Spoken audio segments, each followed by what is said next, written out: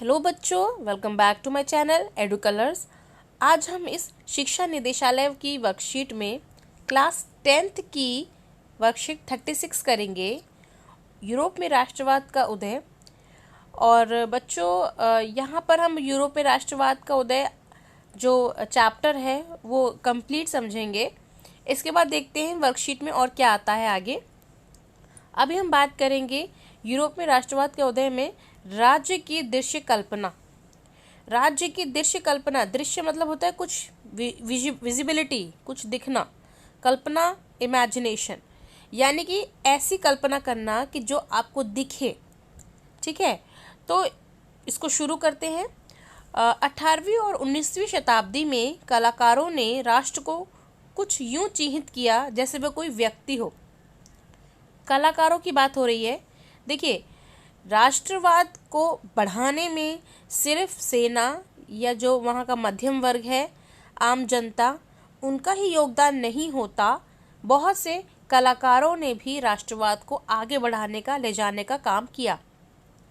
वो अपने चित्रों, अपने कविताओं के द्वारा राष्ट्रवाद को और बढ़ावा देते हैं। यहाँ पर हम जिस व्यक्ति की बात कर रहे हैं वो सच में कोई व्यक्ति नहीं है। राष्ट्र को नारी भेष के रूप में भी प्रस्तुत किया जाता था। जैसे कि मैं एग्जाम्पल देती हूँ, भारत में अगर आप देखेंगे तो भारत माता आप सब जानते हैं। भारत माता कोई नारी नहीं है सच में जिनको आपने देखा हो, या वो कोई भगवान भी नहीं है। लेकिन जब भी हम भारत माता को एक तिरंगे में लिपटा हुआ देखते हैं तो हमारे दिमाग में भारत या राष्ट्रवाद की भावना आ जाती है। ठीक है ना। तो उसी तरीके से यूरोप में भी कलाकारों ने इस तरीके से राष्ट्र को बनाया कि वो किसी व्यक्ति या नारी का रूप लेके चलने लगे। असल में वे कोई महिला नहीं थी, लेकिन जब हम सोचेंगे तो हमारे दिमाग में वो महिला और उसके बाद हमारा राष्ट्र जो है वो साथ साथ चलेंगे। यह तो राष्ट्र के अमूर्त विचार को ठोस रूप प्रदान करने का प्रयास था। यानी कि जो आपकी सोच है उसको आपने एक ठोस रूप प्रदान कर दिया, एक आकृति दे दी, यानी नारी की छवि राष्ट्र का रूपक बन गई। फ्रांस में उसे लोकप्रिय ईसाई नाम मारियाना दिया गया और उसके अलावा जर्मेनिया भी जो जर्मन राष्ट्र का रूपक बन गई। अब मैं आपको दिखाती हूँ मारियाना की तस्वीर और जर्मेनिया की तस्वीर। देखिए, ये है मारियाना जो फ्रांसीसी गणराज्य का प्रतिनिधित्व करती है, जो फ्रांस में फेमस थी। ये नारी का रूप है जो राष्ट्र की दृश्य कल्पना कर रही है, मारियान। और ये है जर्मेनिया जो कि जर्मनी के राष्ट्र की दृश्य कल्पना को इमेजिन कर रही है। ये आप देख सकते हैं, जर्मनी का फ्लैग है, पीछे झंडा है। और ये जो जर्मेनिया है ये जर्मन के राष्ट्र का रूपक है, प्रतीक है, जो ढाल बनकर तलवार लेके खड़ी है। चलिए अब आगे बढ़ते हैं। अब बात करते हैं फ्रैंकफर्ट संसद की। देखिए, फ्रैंकफर्ट कहाँ है? ये जर्मनी में एक जगह है। जर्मन इलाकों में बहुत बड़ी संख्या में बहुत सारे राजनीतिक संगठन थे। उन्होंने फ्रैंकफर्ट शहर में मिलकर एक नेशनल असेंबली के पक्ष में मतदान करने का फैसला किया। 18 मई 1848 को 831 निर्वाचित प्रतिनिधियों ने एक सजे धजे जुलूस में जाकर फ्रैंकफर्ट संसद में अपना स्थान ग्रहण किया, बैठ गए वो। उसके बाद ये संसद जो है ये सेंट पॉल चर्च में आयोजित की गई थी। उन्होंने एक जर्मन राष्ट्र के लिए एक संविधान का प्रारूप तैयार किया। इस राष्ट्र की अध्यक्षता एक ऐसे राजा को सौंपी गई जो संसद के अधीन रहना था। यानी कि ऐसा राजा चुना जाए जो संसद के अधीन ही रहे। तो संसदीय प्रणाली में तो ऐसा ही होता है, जो राजा होता है या जो भी मुखिया होता है वो संसद के अधीन होता है, उसके प्रति उत्तरदायित्व होता है। जब प्रतिनिधियों ने प्रशा के राजा फेडरिक विलियम चतुर्थ को ताज पहनाने की पेशकश की तो उसने मना कर दिया, क्योंकि वो उन लोगों का साथ दे रहा था जो निर्वाचित सभा के विरोधी थे। जहां कुलीन वर्ग और सेना का विरोध बढ़ गया, वहीं संसद का सामाजिक आधार कमजोर हो गया।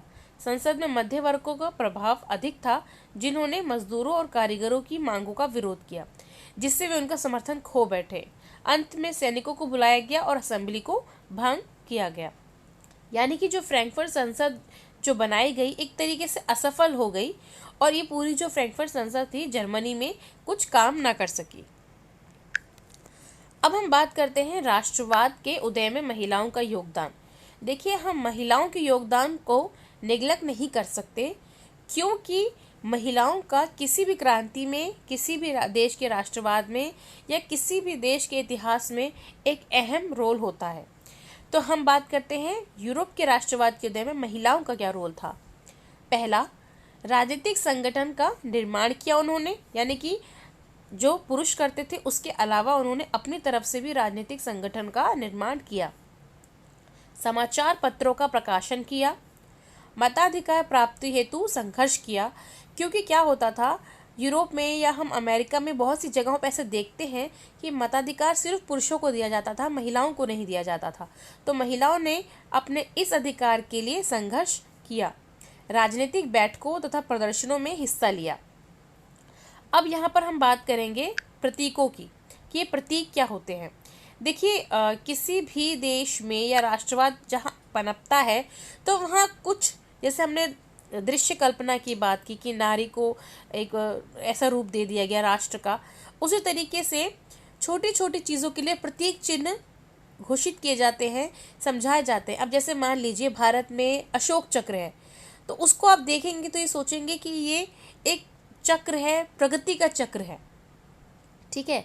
तो इसी तरीके से अगर आप कबूतर देखते हैं तो आपको एक दिमाग में आता है कि शांति का प्रतीक है। तो इस तरीके से हर देश में कुछ किसी न किसी चीज़ को लेके एक ऑब्जेक्ट को ऐसे प्रतीक के रूप में घोषित किया जाता था। तो हम देखते हैं यूरोप में क्या था, टूटी हुई बेड़ियाँ, ये था आज़ादी मिलने का प्रतीक।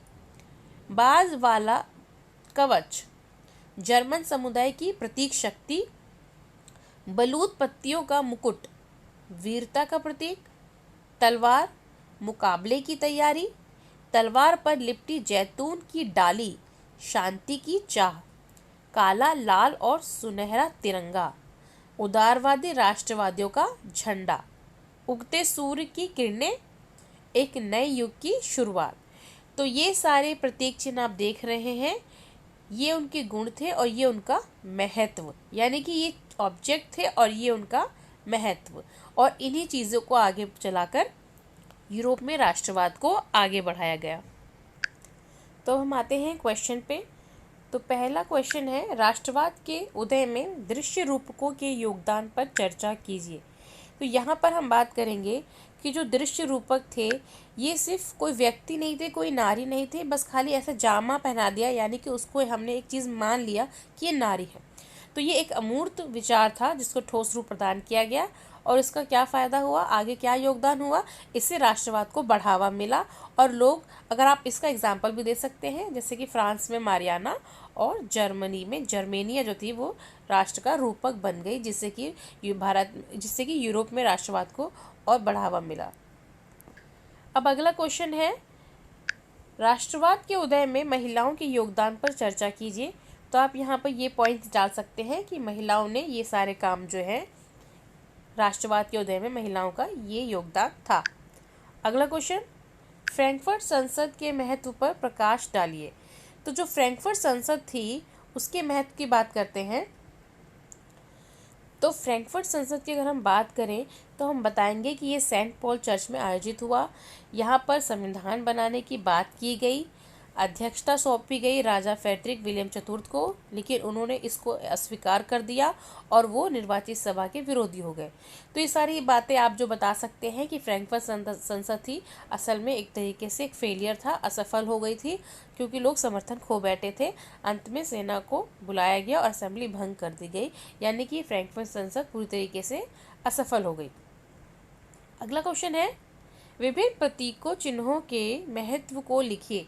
तो यहाँ पर आप ये लिख सकते हैं, यहाँ पर प्रतीक चिन्ह हैं और उनके महत्व जो है उनके बारे में लिखा हुआ है। आप बता सकते हैं कि क्या चीज़ किससे जुड़ी हुई है। तो बच्चों, यहाँ पर ये वीडियो मेरा कंप्लीट होता है। अगर आपको मेरा वीडियो अच्छा लगता है तो इसे लाइक करें, शेयर करें, अपने दोस्तों के साथ इसको बांटें, शेयर करें, बताएं, और कमेंट सेक्शन में लिख के बताइए कि आपको वीडियो कैसा लगा। नए व्यूवर्स मेरे चैनल को सब्सक्राइब करें। Thanks for watching.